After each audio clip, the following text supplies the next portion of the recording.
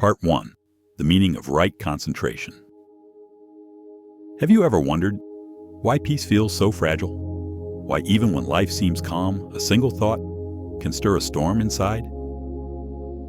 Buddha once said, "Without concentration, there is no wisdom.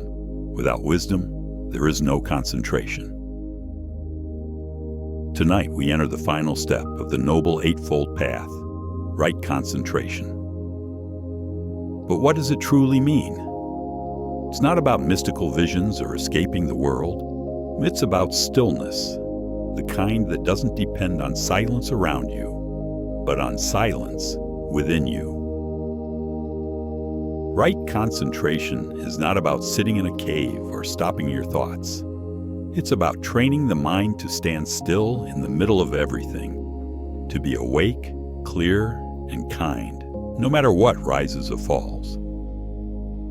Buddha taught that right concentration grows from two roots: moral integrity, the peace of a blameless heart, and mindful awareness, the light that sees things as they really are. When these two come together, the mind becomes like a still lake, and when the lake is still, it reflects the true sky. That reflection is wisdom. It's not something we find. It's what appears when the noise inside us finally fades away. So tonight, let us explore this stillness, not as a theory, not as a ritual, but as a living experience, a path that can bring peace to the heart, even in the middle of a noisy world. Part 2. Why we must understand right concentration correctly. Many people think meditation means to escape, to imagine a better place, to silence the noise by running away from it. But that's not what Buddha taught. He said, when the mind has not abandoned desire and unwholesome states, to say it is in concentration is only self-deception. True concentration begins only when the heart is free from craving and wrongdoing. It's not a trance, not a vision, not some sacred experience to be proud of. It is simply a mind that has stopped fighting with itself. Think about that for a moment.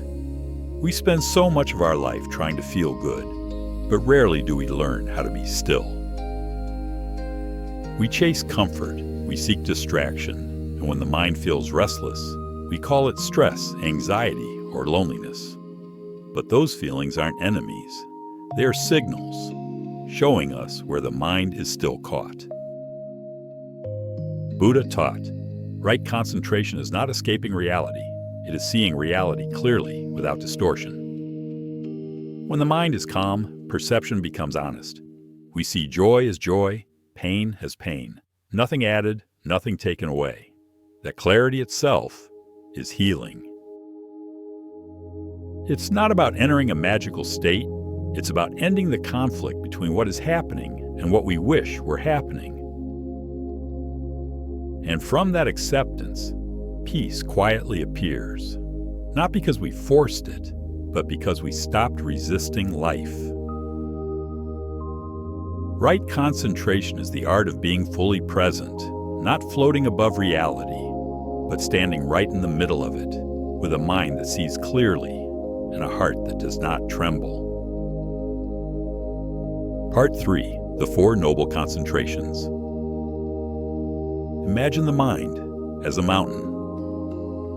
At the base, the winds are strong, thoughts, desires, fears, all swirling around. But as you climb higher, the air becomes thinner, the noise fades, and at the very top, there is only stillness. Buddha taught that there are 4 levels of this stillness, called the Four Noble Concentrations. Each level is not a miracle, not a trance, but a deeper freedom of the heart. In the first, the mind steps away from desire and wrong thoughts. It discovers the first quiet. In the second, the chatter of inner speech fades and joy flows quietly like water. In the third, even joy and excitement dissolve. Only gentle balance remains. And in the fourth, the mind becomes perfectly still, clear as a mirror, peaceful beyond measure. These 4 stages are called noble because they belong to those who live without greed, anger, or illusion.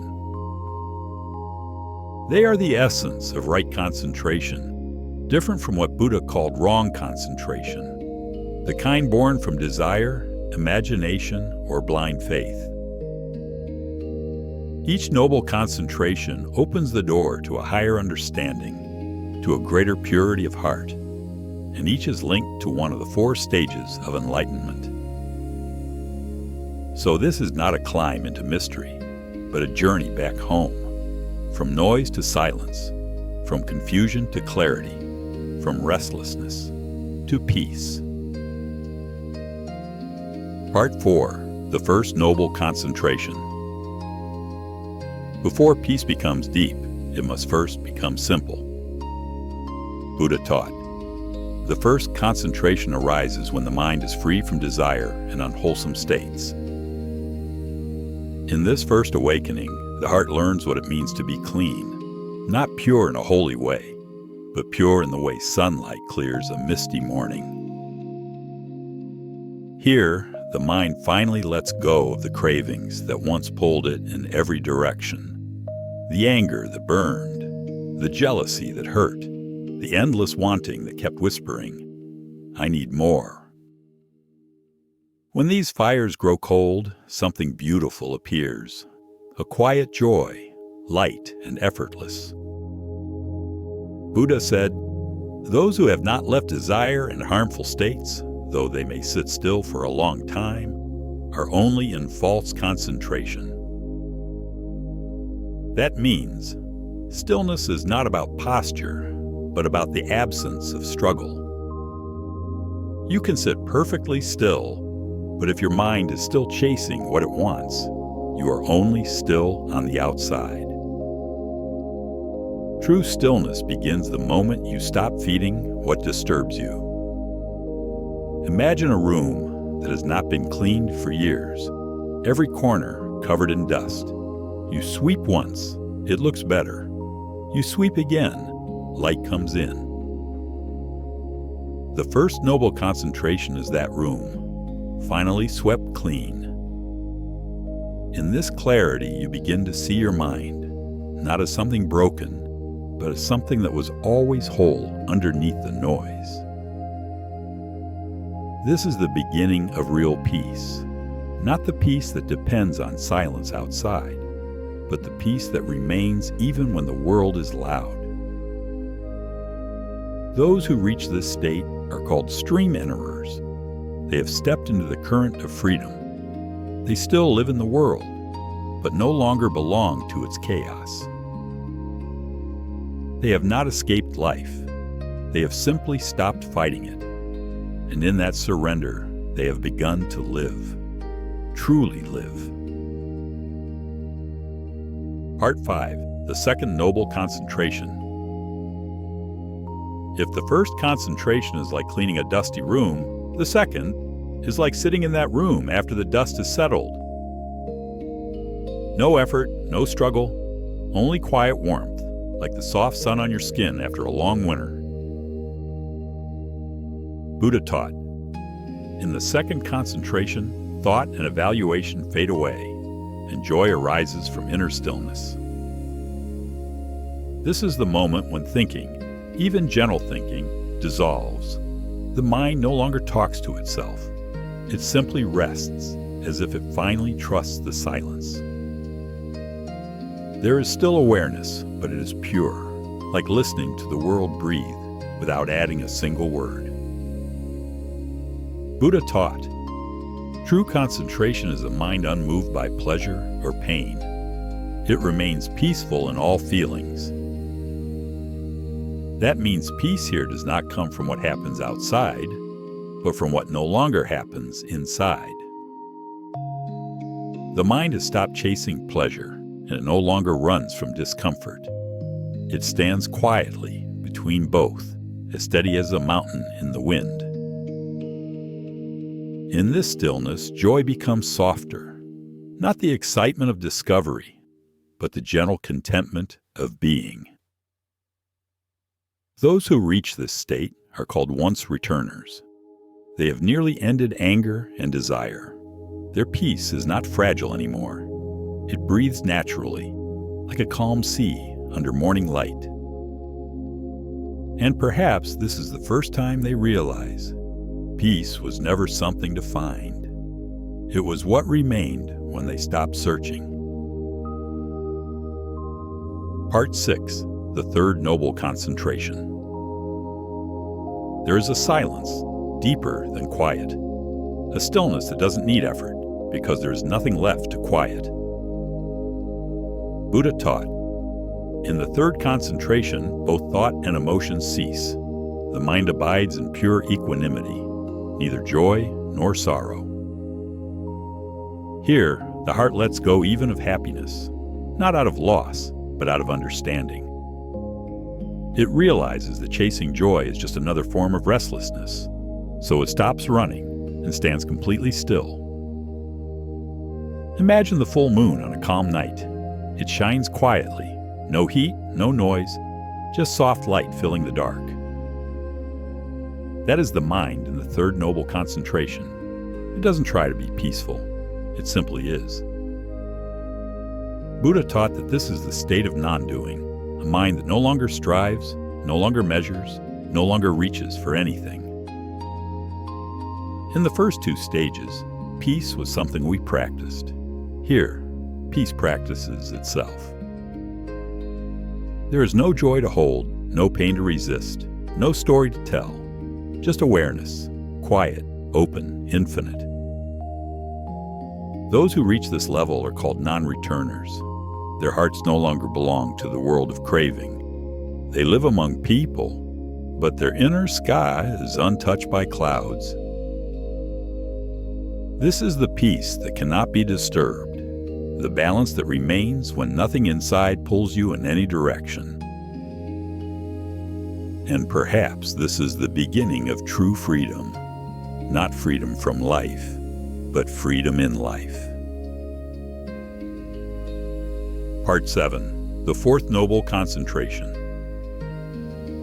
There is a stillness beyond stillness, a silence so complete that even peace has nothing left to say. Buddha taught, in the fourth concentration, joy and sorrow are both left behind. The mind becomes perfectly balanced, pure, clear, and unshakable. Here, the journey of becoming finally ends. There is no seeking, no waiting, no doing. The mind rests in a quiet that cannot be disturbed, not by thought, not by emotion, not by life or death. It is awareness without a center, clarity without an observer. At this stage, even the subtle feeling of being peaceful fades away. There is no I left to claim it. What remains is simply reality, whole, vast, and silent. Buddha taught that those who reach this state are called arahants, those who have ended the cycle of birth and death. But this doesn't mean they vanish or escape the world.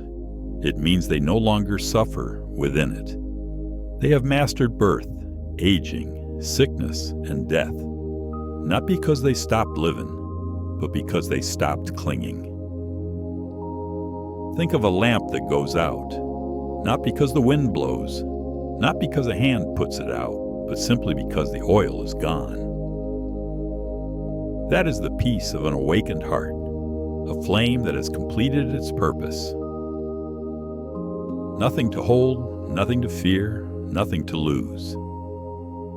The fourth noble concentration is not a reward, but a natural stillness that comes when the mind has let go of everything that could ever disturb it. It is the quiet after every storm, the space where compassion and wisdom are no longer two things, but one single light. And in that light, the heart finally understands. There was never anything to overcome, only something to awaken. Part 8. From the fourth concentration to the three knowledges. When the mind reaches perfect stillness, something extraordinary begins to unfold. Out of silence, wisdom is born.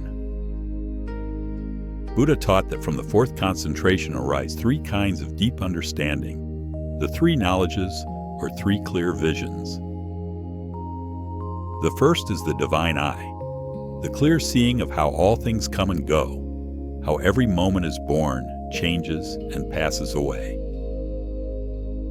It's not a miracle, it's clarity, a vision so pure that it sees the dance of life and death without fear, without clinging. The second is knowledge of past lives, not in a mystical sense, but as the deep remembrance of all the ways we've lived and suffered before. It's the wisdom that recognizes patterns, the same desires, the same mistakes, repeating again and again, and in that seeing, the cycle begins to break. The third is the knowledge of liberation, the clear knowing that there is an end to suffering. It's a direct understanding that freedom is not somewhere else, not later. It's here, when nothing binds the heart anymore. These are not supernatural powers. They are what naturally appear when the mind is completely free from noise and perception becomes pure. Like a lake so still that it reflects the whole sky without distortion. In this light, everything is understood, not by thinking, but by being awake. And maybe that's the greatest miracle of all, to see clearly and to suffer no more. Part 9. The difference between noble and ordinary concentration. There are two kinds of stillness. One looks peaceful from the outside, and one is truly free within. Buddha taught, noble concentration arises from purity, from a heart free of greed, anger, and delusion. This is noble concentration, the calm that grows naturally when the mind has nothing left to hide. It's the stillness born from honesty, from a life rooted compassion and integrity. It's not something you create, it's what appears when you stop pretending. But there's another kind of stillness, the kind that only looks deep. It can come from imagination, emotion, or energy. Moments where the mind feels light, sees colors, hears sounds, or feels vibrations that seem spiritual. Buddha taught, when meditation is filled with visions or sounds, it is not true concentration, it is only imagination. This is ordinary concentration, a state built on feeling, not freedom. It can be pleasant, even inspiring, but it does not end suffering. The difference is simple but profound. In false stillness, the ego is still alive. It says, "Look how peaceful I am." In true stillness, there is no one left to say it. Noble concentration is silent even about itself. It doesn't seek light or sound or bliss. It just rests in clarity. And from that clarity, wisdom blooms quietly, the kind that changes how you live, how you love, and how you let go.